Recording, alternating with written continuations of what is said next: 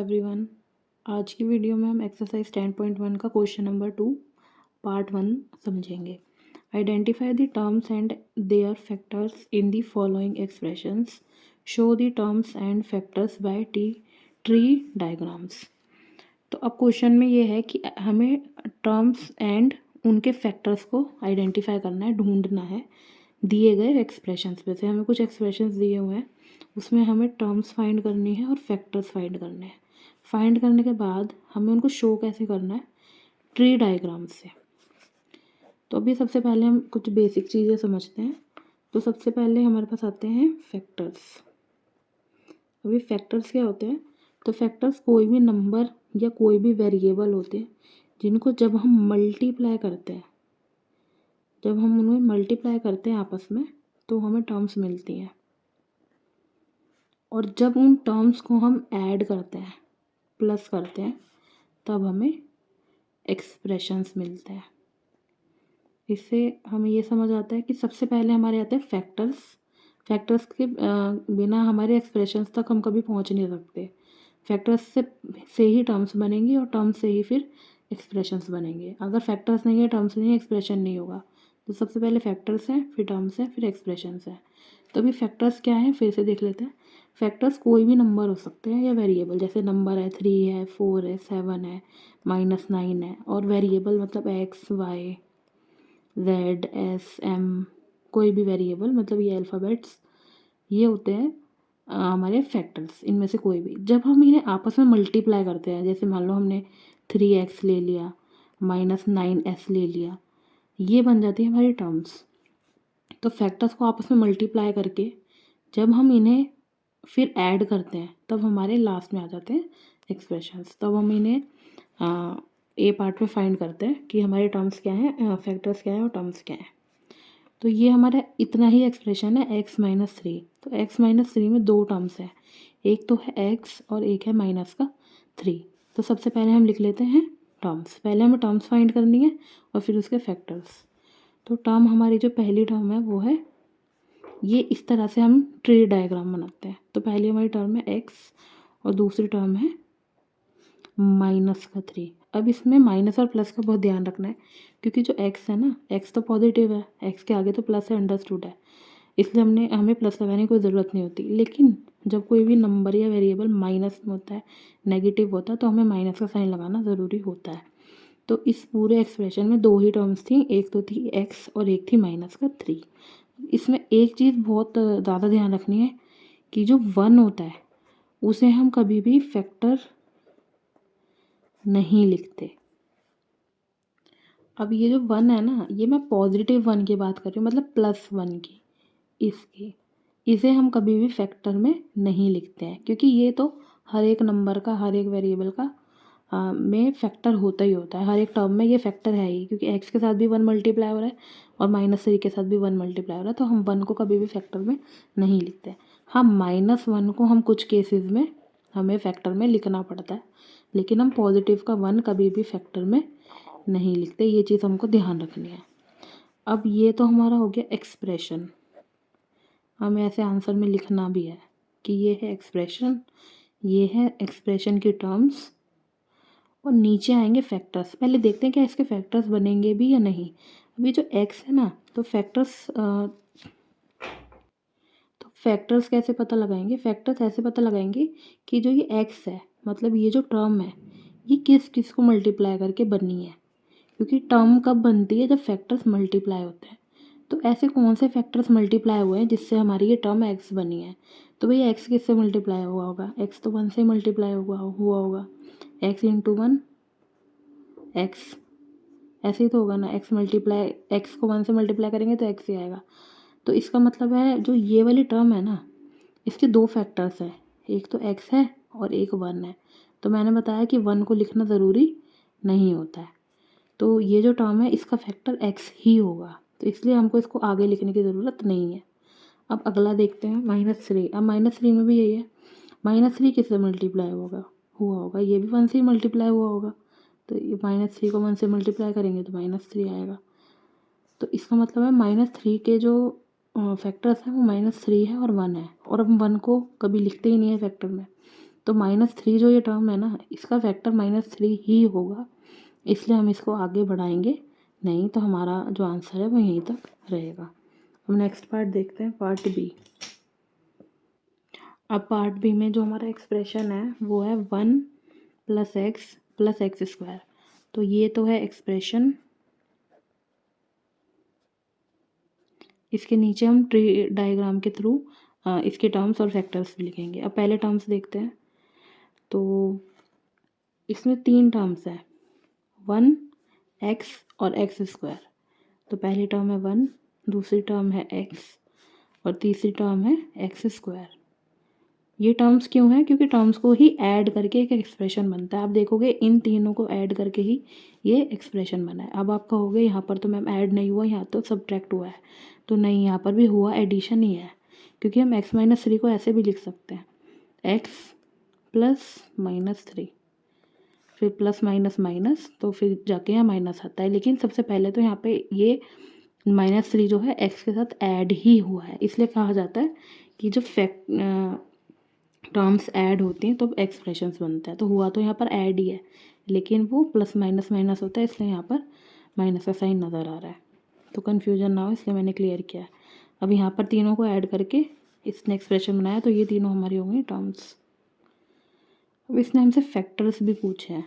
तो अभी जो 1 है, 1 तो अपने आप में एक सिंगल ही नंबर है, मतलब ये जो 1 है ये आगे और टूट नहीं सकता, तो वो इसका तो कोई और फैक्टर होगा नहीं। 1 तो अपना खुद ही एक फैक्टर है, और वैसे भी हम 1 को अलग से फैक्टर में लिखते नहीं है, तो इसका आगे फैक्टर हम नहीं कर सकते हैं।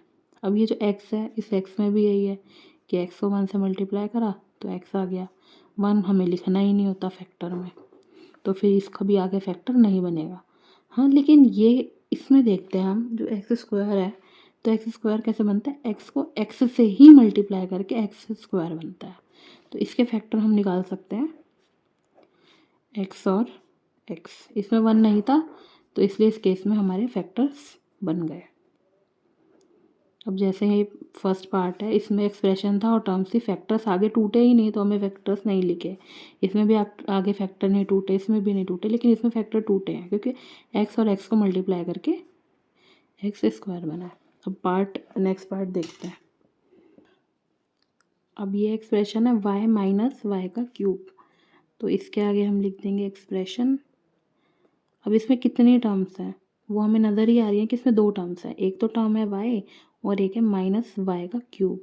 तो एक तो टर्म हो गई y और एक हो गई y³, ये हो गई टर्म्स। अब इनको आगे और तोड़ना है हमको, मतलब और तोड़ने का मतलब फैक्टर्स निकालने हैं। यहाँ पे लिखेंगे हम फैक्टर्स, निकलेंगे फैक्टर्स तो हमें लिखने हैं, नहीं निकलेंगे तो नहीं लिखेंगे। y कैसे आएगा?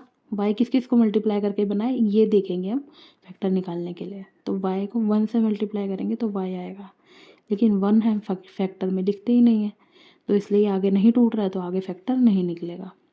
लेकिन y³ कैसे लिखेंगे? y³ कैसे, सॉरी यहाँ पे माइनस है, हमें माइनस लगाना ज़रूरी है क्योंकि -y³ है। पॉजिटिव होता है तो नहीं लिखना होता, लेकिन नेगेटिव है तो हमें माइनस यहाँ पर लगाना पड़ेगा। अब y³ कैसे बनता है? 3 बार y को मल्टीप्लाई करके, y multiply y is equals to y³। तो हमें दिख रहे हैं कितने सारे इसके फैक्टर्स निकल के आ रहे हैं, लेकिन यहाँ पर माइनस भी है ना, तो हमें एक बार -1 के साथ भी इसको मल्टीप्लाई करना पड़ेगा, मल्टीप्लाई बाय -1, तब जाकर बनेगा ये माइनस का y³। तो इसके कितने फैक्टर्स हो गए? 4, एक तो माइनस का 1, एक और 3 y। जब हम इन सबको आपस में मल्टीप्लाई करेंगे तो बनेगा y³। मैंने आपको यहाँ पर बताया था कि हम प्लस का 1 तो फैक्टर में कभी नहीं लेते, लेकिन -1 हम कुछ केसेस में हमें लेना पड़ता है, जैसे कि यहाँ पर, क्योंकि y³ था और y³ किससे मल्टीप्लाई हुआ था? -1 से मल्टीप्लाई हुआ था, तब जाकर ये y³ बना था, इसलिए यहाँ पे -1 भी एक फैक्टर निकल कर आ गया। अब डी पार्ट देखेंगे, तो यहाँ पे हम लिखेंगे एक्सप्रेशन, थोड़ा रफ वर्क के लिए मैं थोड़ा मार्जिन यहाँ पर रखती हूँ। अब इसमें जो एक्सप्रेशन है, इसमें हमें नज़र ही आ रहा है कि 2 टर्म्स हैं, पहली टर्म है 5xy², क्योंकि टर्म्स को ऐड करके तो एक्सप्रेशन बनता है, तो 2 टर्म्स हो गई 7x² y, ये हो गई टर्म्स। अब ढूंढेंगे हम फैक्टर्स, मतलब हम अब इसको तोड़ेंगे टर्म्स को, एक इस टर्म को तोड़ेंगे और इस टर्म को तोड़ेंगे, तब हम वापस निकल के आएंगे फैक्टर्स। तो तोड़ना शुरू करते हैं। फैक्टर्स का मतलब ये है कि किस किस को मल्टीप्लाई करके ये टर्म आई है। तो देखते हैं किस किस को मल्टीप्लाई करके आई है। तो एक तो है हो गया 5x और y का स्क्वायर मतलब y मल्टीप्लाई y स्क्वायर, मतलब 2 y है यहाँ पे, तो ये हमने 2 बार लिख दिया है y। अब ये वाली टर्म को तोड़ते हैं। तो पहले तो आएगा इसमें, चलो मैंने थोड़ा यहाँ पे गलत कर दिया, यहाँ से कर देती हूँ 7, फिर यहाँ पे आएगा x² और y। तो ये सारे फैक्टर्स हमारे इस वाली टर्म के हो गए। अब एक बार दोबारा देखते हैं ये वाली टर्म में क्या क्या टूटा हमारे पास। 5x और y² था, मतलब 2 y हैं, तो इसलिए 2 बार हमने y लिखा है। अब यहाँ पर क्या है, 7 है, 7 के साथ x² है, x² मतलब x मल्टीप्लाई x, तो 2x थे तो इसलिए हमने 2 बार x लिखा, और y तो सिर्फ एक ही था इसलिए हमने y लिख दिया। अब आप इसको अगर क्रॉस चेक करना चाहते हो तो आपस में सबको मल्टीप्लाई कर दो, तो आपकी यही वाली टर्म आएगी। इस सबको आपस में मल्टीप्लाई कर दोगे तो ये टर्म आ जाएगी, और इन दोनों को ऐड कर दोगे तो एक्सप्रेशन आ जाएगा। अब पार्ट ई देखते हैं। तो पार्ट ई में एक्सप्रेशन है -ab + 2b² - 3a²। ये है एक्सप्रेशन। इसमें हमें साफ नज़र आ रहा है कि 3 टर्म्स है, -ab + 2b² और माइनस का 3a²। तो पहले हम तीनों टर्म्स अलग करके लिख लेंगे। तो -ab अलग लिख लिया हमने, + 2b² अलग लिख लिया। प्लस को अंडरस्टूड होता है तो प्लस का निशान लगाने की ज़रूरत नहीं है, लेकिन हाँ माइनस हो तो ज़रूरी होता है, तो इसलिए हमने यहाँ पे दोनों जगह पे माइनस लगाया, -3a²। अब ये तीनों हमारी टर्म्स आ गई। अब इनको फर्दर जब हम तोड़ेंगे तब हमारे निकल के आएंगे फैक्टर्स। तो अब इसमें फैक्टर्स क्या होंगे, देखो जो माइनस है ना, -ab मतलब ab पूरे ab के साथ, ab के प्रोडक्ट के साथ माइनस है, तो हम इसको क्या करेंगे ना, -1 ले लेंगे, -1 फिर a और फिर b। अब हमने ऐसा क्यों किया, क्योंकि -a और फिर -1 a और b जब आपस में मल्टीप्लाई हुए तब जाकर हमारे पास आया -ab। अगर मान लो यहाँ पर सिर्फ -a होता ना, तो फिर हमें -1 अलग से नहीं लेना होता, फिर हम सीधा -a लिख देते, या यहाँ पे डायरेक्ट -b होता सिर्फ, तो फिर हम डायरेक्ट -b लेते। -1 लेने की हमें ज़रूरत कुछ ही केसेस में पड़ती है।